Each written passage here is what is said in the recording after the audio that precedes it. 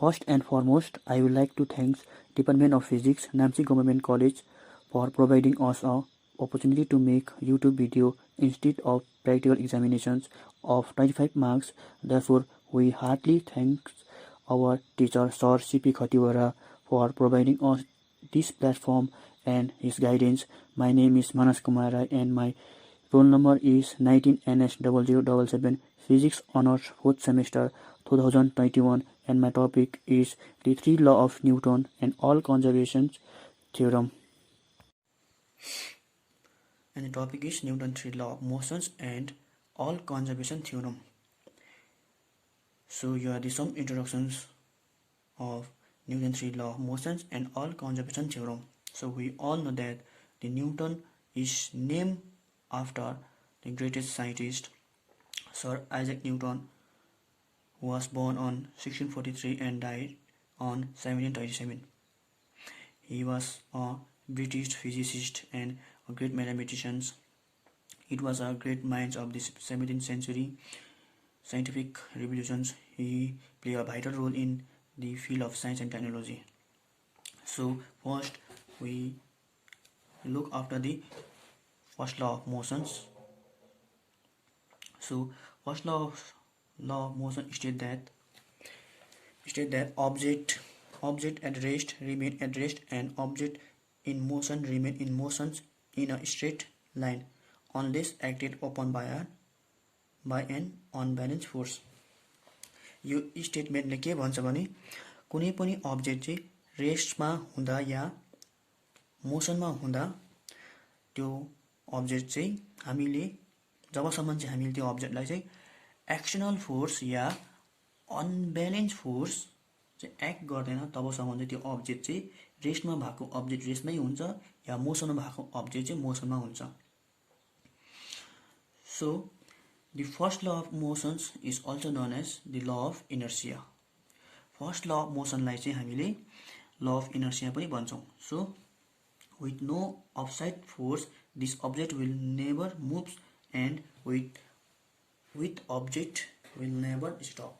यो लाइनले के भन्छ भने हामीले जबसम्म चाहिँ हामीले आउटसाइड फोर्स हामी लाउँदैन तबसम्म चाहिँ अब्जेक्ट चाहिँ न मुभ हुन्छ न स्टप हुन्छ. सो हामीको यसको फर्स्ट ल अफ मोसनको चाहिँ example. So here are the example of first law of motions.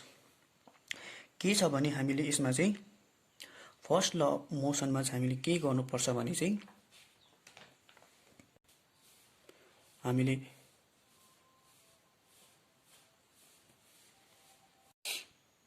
so the example of first law of motions by observing these two plane A and B. जब चाहिँ हामीले plane left side incline plane left साइडबाट हामीले marble role गर्यो भने चाहिँ यसको speed चाहिँ कन्स्टेन्ट स्पिडमा यो डाउनवर्ड जान्छ तब यसको भेलोसिटी इन्क्रिजेस हुन्छ. बट जब यो तल बटममा पुग्छ तब चाहिँ फेरि यो अपवर्ड जाँदाखेरि चाहिँ यसको भेलोसिटी डिक्रिजेस हुन्छ. अनि राइट साइडको प्लेन चाहिँ is equal to the left साइडको छ भने चाहिँ यो चाहिँ जति नै हामीले माथिबाट टप अफ द प्लेनबाट लेफ्ट साइडको चाहिँ प्लेनको टप अफ द हामीले प्लेनबाट चाहिँ जति हामीले रिलिज गरेको छ त्यति नै हाइटमा पनि राइट साइडको प्लेनमा गएर यो स्टप हुन्छ. सो हामीले यसमा के हुन्छ भने जब चाहिँ हामीले प्लेनमा चाहिँ हामीले मार्बल रोल गर्छ तब चाहिँ यसको चाहिँ के हुन्छ भने चाहिँ ओरिजिनल जब चाहिँ हामीले यो प्लेनको हाइट चाहिँ ग्रेजुअली डिक्रिज गर्यो भने चाहिँ यो चाहिँ फर्दर चाहिँ यो रोल भएर जान्छ. जति नै हामीले जब हामी माथि फर्स्ट रोलको गरेको थियो त्यति नै यो हाइटमा गएर स्टप हुन्छ. तर जब हामीले हरिजोन्टल लियो भने चाहिँ नियर टु दी हरिजोन्टल लियो भने चाहिँ यो चाहिँ बटम अफ दी प्लेनमा गएर स्टप हुन्छ. सो यसमा चाहिँ हामीले external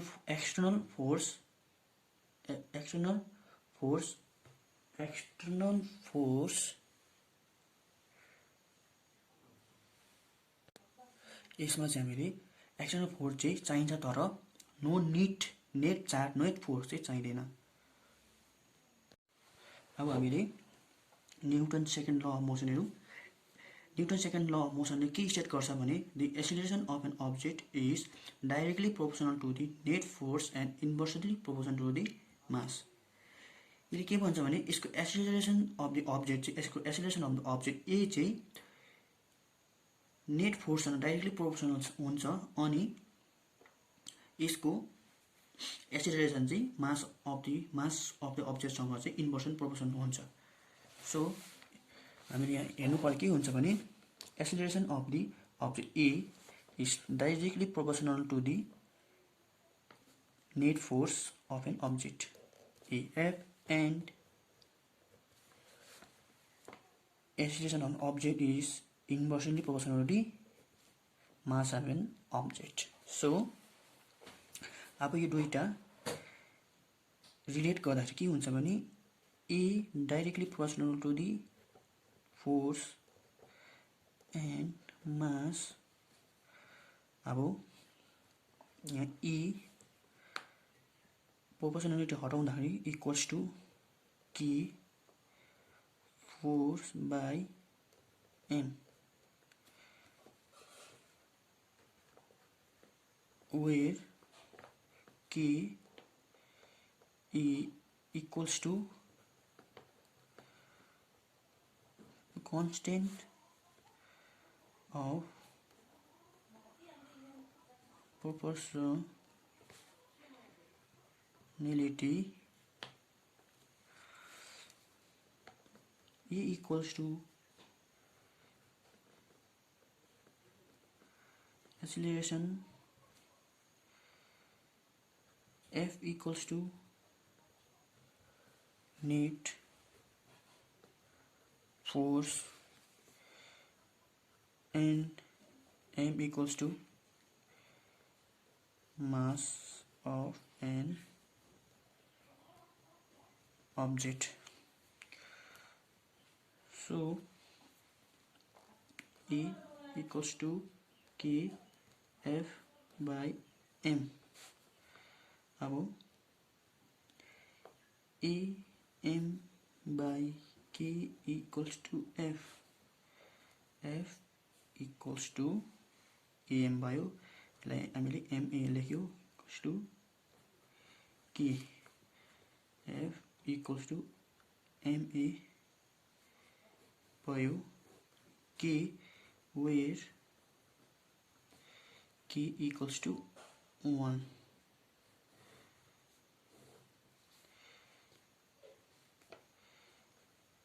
This is the relation of net force mass of an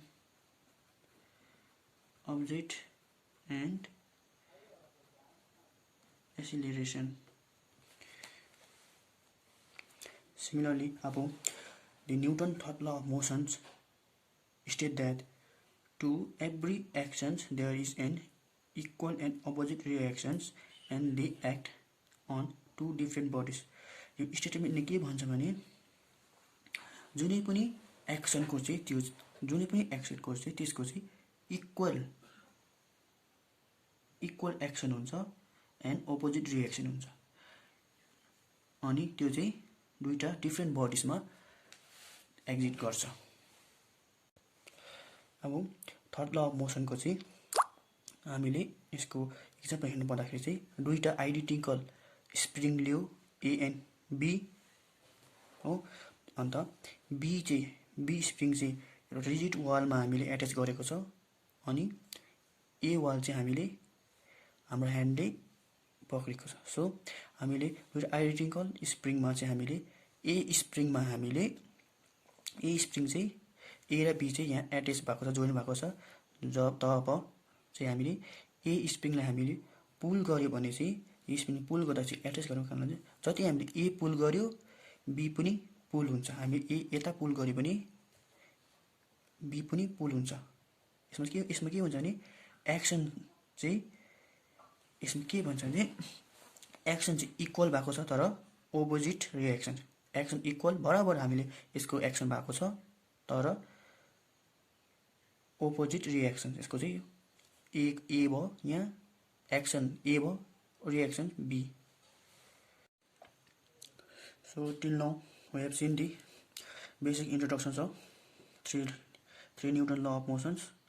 So let's see the basic introduction of all conservation theorem. So conservation law states that conservation law is also called the law of conservation in law of conservations. In physics or principles that state that a certain physical properties that is a measurable quantity does not change in the course of time within an isolated physical systems. So यो स्टेटमेन्टले के भन्छ भने चाहिँ यसको physical प्रोपर्टिजहरु चाहिँ टाइमसँग change हुँदैन। So let's see the 6 conservation theorems.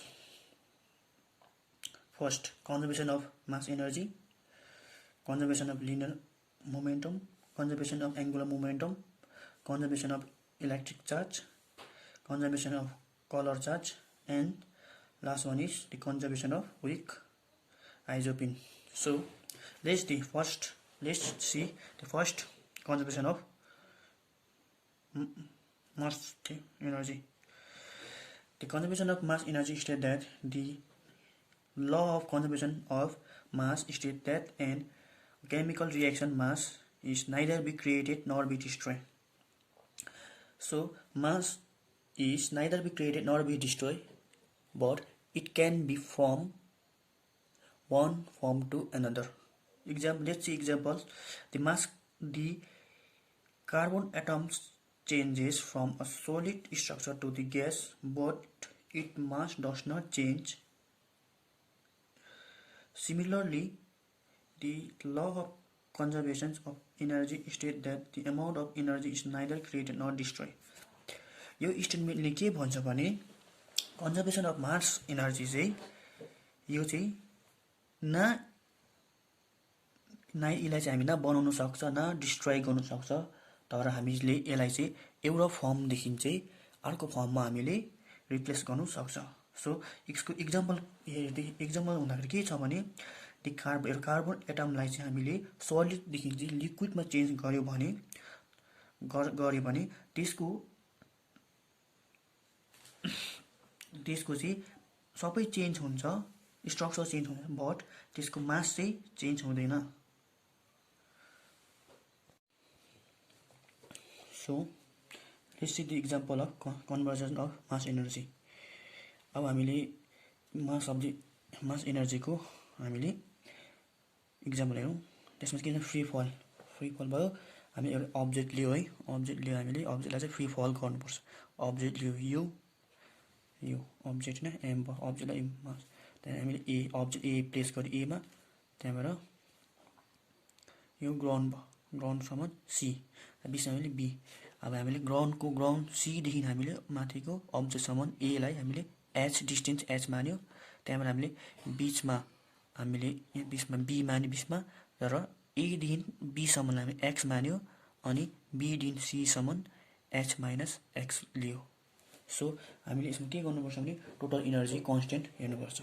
So फर्स्टमा यहाँ हेर्दा फर्स्टमा M equals to mass of object, u equals to initial velocity। कति छ initial velocity 0।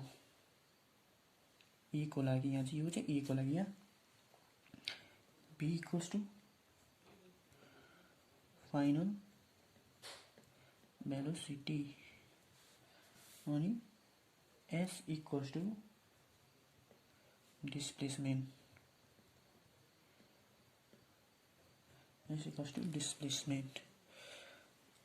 Then E equals to G. E लाई हामीले एक्सेलरेसनलाई G माने because due to gravity. So अब फर्स्ट पोजिसन ए को लागि हामीले फर्स्ट पोजिसन हामीले यहाँ ए को लागि हेर्दा के हुन्छ भने for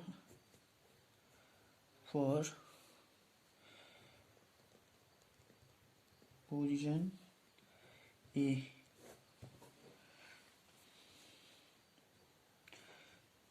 we know that total energy equals to kinetic energy plus potential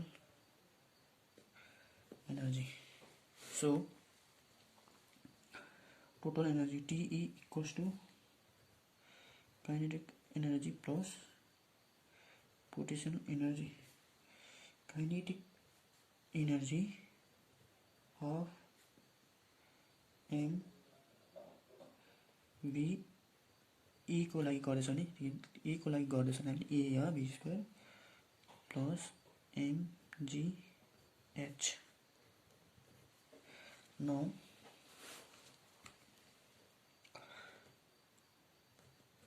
half m u square plus mgh because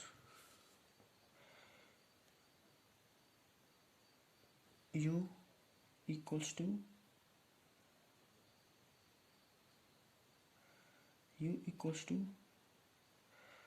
v a. So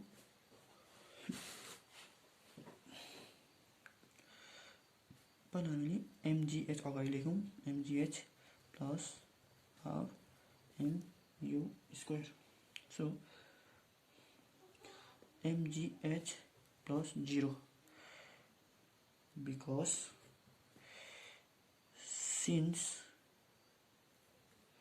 u equals to 0 at rest हामीले u मा u चाहिँ अब्जेक्ट चाहिँ मुभ नभएको कारणले यो रेस्टमा भएको कारणले चाहिँ u चाहिँ हामी rich 0. So total energy E equals to mgh.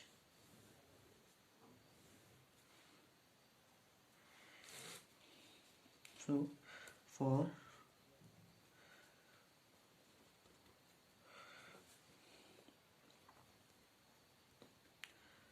position B भन्दा के हुन्छ भने पोजिसन B को लागि यहाँ चाहिँ अब्जेक्ट चाहिँ हामीले त यसलाई यस्तो भयो पुश गर्दाखेरि यो यहाँ जान्छ यहाँबाट आयो यहाँ पुग्यो B सँग हामी B को लागि हेर्दाखेरि VB हेर्दा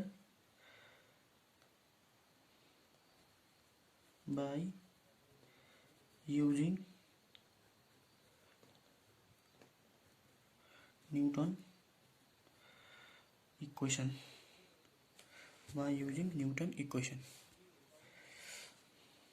B square equals to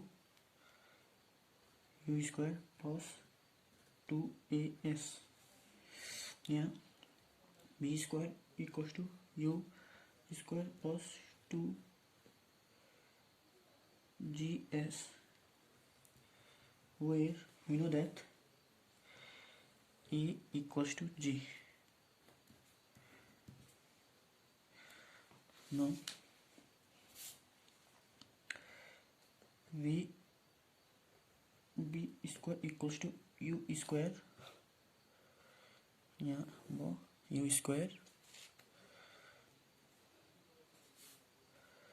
plus 2gx, where V equals to B and S equals to X. X के यो सर्टेस्ट डिस्टेन्स X चाहिँ यसमा यहाँदेखि A देखि B सम्म आएको shortest डिस्टेन्सलाई X. So B square equals to 2gx, where u equals to 0 केमा गर्दाखेरि इनिशियल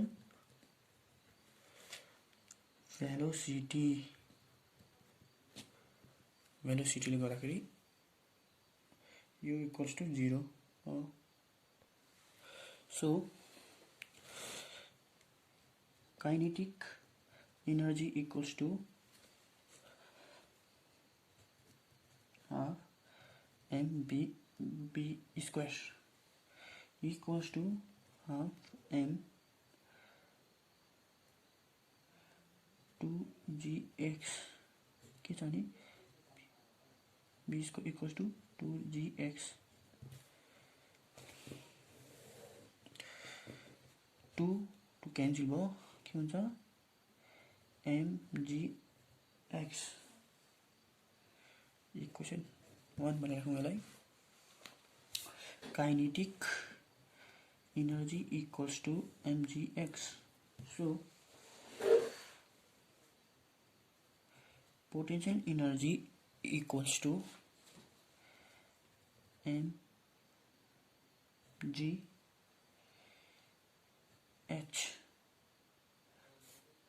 हाइट के छ mgh minus x. हाइट हो यो चाहिँ h minus h. So potential energy equals to mgh minus mgx multiplying mg into h and mg into minus x. We get so total energy for B equals to kinetic energy plus equation 2 मानिराखौं plus potential energy equation 3.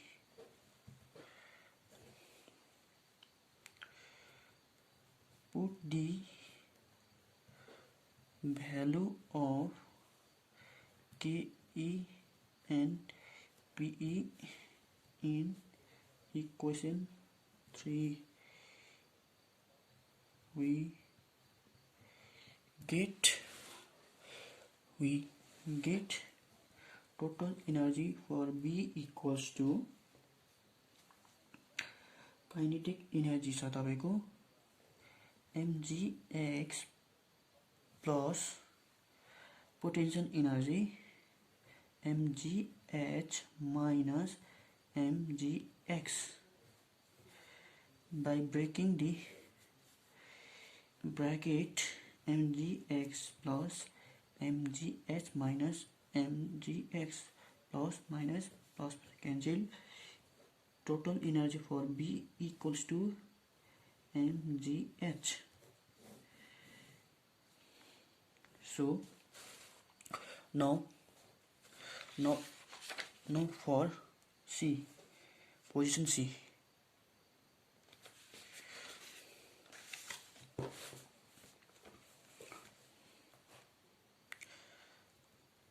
For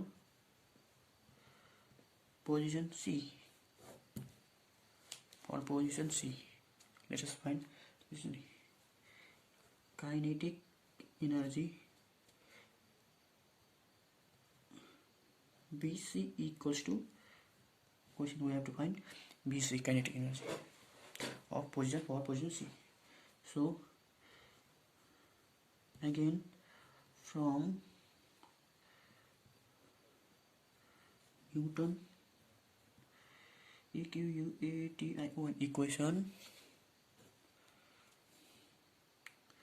B square equals to U square plus 2as. BC square equals to 0 plus 2GH, where V equals to VC, A equals to S, U equals to G. Initial velocity. Here U becomes 0 because it is the initial velocity, and A equals to S. A become A equals to S because above from above equations. So VC square equals to 2GH. We have find the value of BC. So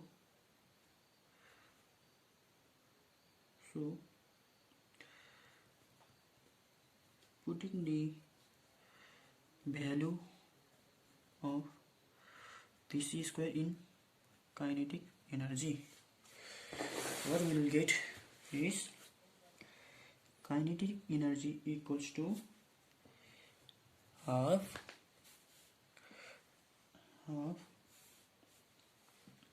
mvc square. So putting the value of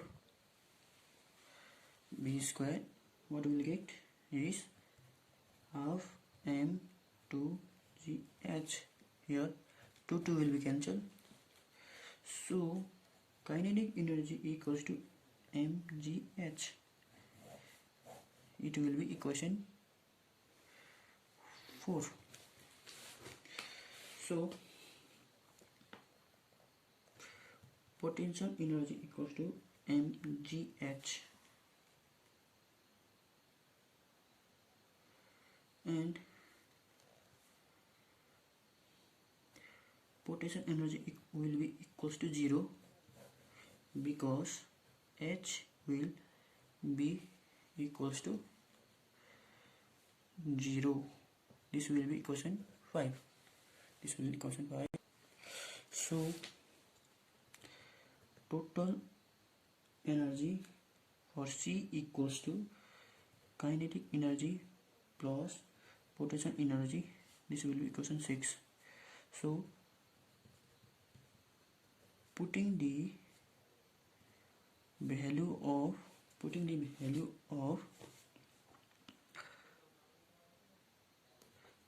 energy and potential energy in equation 6, we get that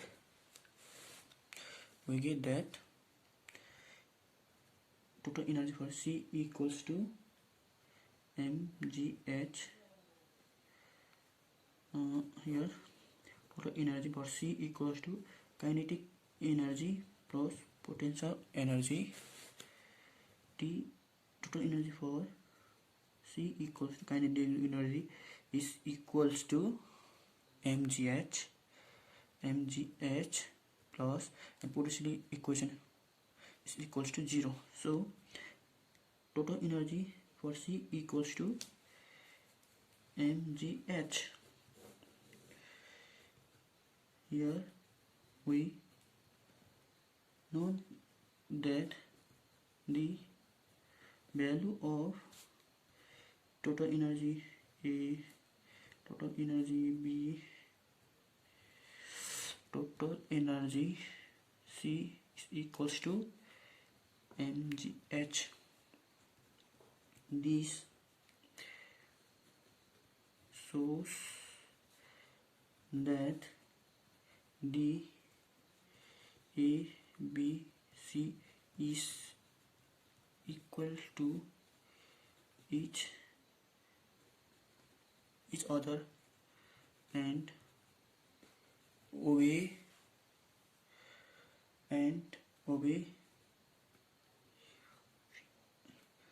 conservations